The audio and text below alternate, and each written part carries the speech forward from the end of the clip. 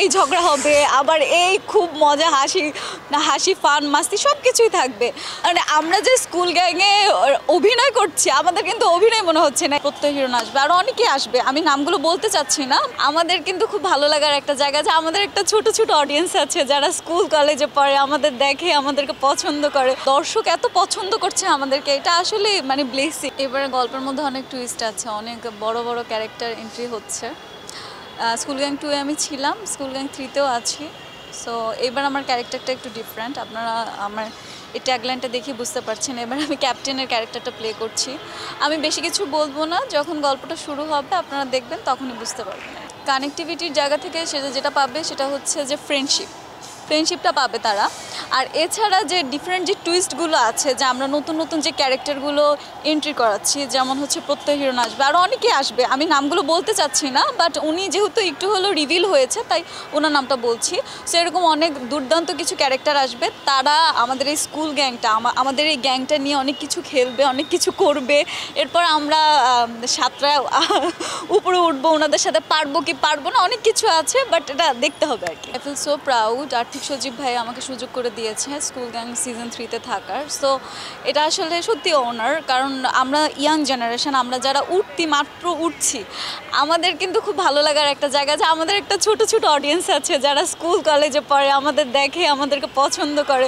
হয়তো বা আমরা এখনও মেহজাবিন হয়ে উঠতে পারি নাই বা তানজিন তিশা হয়ে উঠতে পারি নাই, বাট আমাদের খুব ইচ্ছা আছে ইনশাল্লাহ যদি দর্শকের জনপ্রিয়তা পাই বা কখনো যদি ভালো কিছু করতে পারি, ইনশাল্লাহ ভালো কিছু করার ইচ্ছা আছে আর কি। এটাই, এত অল্প বয়সে এত দর্শকের জনপ্রিয়তা পাচ্ছি, মানে দর্শক এত পছন্দ করছে আমাদেরকে, এটা আসলে মানে ব্লেসিং। বসুন্ধরা ডায়াপেন্ট এখন আরো উন্নত। এই হট এয়ার থ্রো টপশিট দ্রুত শোষণ করে সোনামণিকে দেয় কোমল অনুভূতি। কারণ আমাদের এই ইন্ডাস্ট্রিতে এরকমও মানুষ আছে 20 বছর 25 বছর কাজ করে যাচ্ছে, তারপরও মানে এইটুকু জনপ্রিয়তা পাওয়ার জন্য খুব স্ট্রাগল করছে।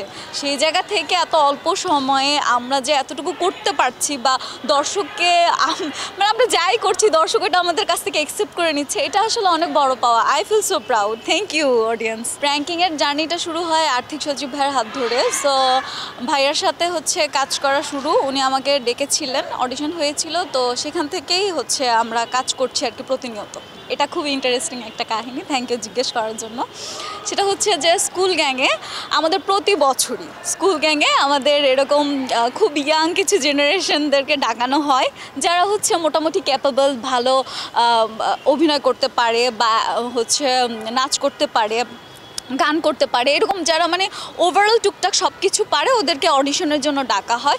এর ভেতর থেকে যারা ভালো করে তাদেরকে কিছু সংখ্যক মানুষকে সিলেক্ট করা হয়। এরপর থেকে তাদেরকে হচ্ছে স্কুল গ্যাংয়ের মাধ্যমে আমাদের লঞ্চ করা হয়, ওয়ান কাইন্ড অফ দর্শকদের কাছে আমাদের পরিচয় করিয়ে দেওয়া হয়। যেমন স্কুল গ্যাং 2-এ আমাকে হচ্ছে লঞ্চ করা হয়েছিল, এরপরে বেশ কিছু ইউটিউবে কাজ আমার গিয়েছে, মোটামুটি দর্শক আমাকে আপাতত এখন কিছু হলেও চিনে, ইনশাল্লাহ ইন ফিউচার আরও চিনবে। এই বছর ভাইয়া বেশ কিছু নতুন মুখ এনেছে যারা এবার লঞ্চ হয়েছে, ইনশাল্লাহ পরবর্তীতে আপনারা তাদের কাজ দেখতে পাবেন। অবশ্যই অনেক এনজয় করি, সার্কেলের মধ্যে দুষ্টুমি থাকবে, খুনসুটি থাকবে, এই ঝগড়া হবে, আবার এই খুব মজা হাসি ফান মাস্তি সব কিছুই থাকবে।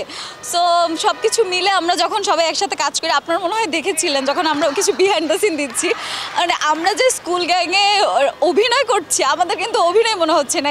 এর সাথে এই খুনসুটি করতেছি, চুল ধরে টানতেছি, এর সাথে এই কথা বলতেছি, ওটা করতেছি, এটা করতেছি, মানে পুরোটাই মনে হচ্ছে যে আমরা একটা স্কুল লাইফে স্কুলটাকে এনজয় করছি, আমরা আমাদের ফ্রেন্ডদের সাথে আছি। So it's amazing experience. দর্শকদের উদ্দেশ্যে আমি বলতে চাই, আমি মাত্র আমার যাত্রা শুরু করেছি, ভালো কিছু করতে চাই, সবাই আমাকে সাপোর্ট করবেন, আমার জন্য দোয়া করবেন, আর আপনারা সাপোর্ট করলে অবশ্যই ভালো কিছু করতে পারবো। আর যদি ভালো কিছু হয় ইনশাল্লাহ আমি আপনাদের কথা দিচ্ছি, আমি আপনাদের অবশ্যই মনে রাখবো আর আপনাদের পাশে থাকবো।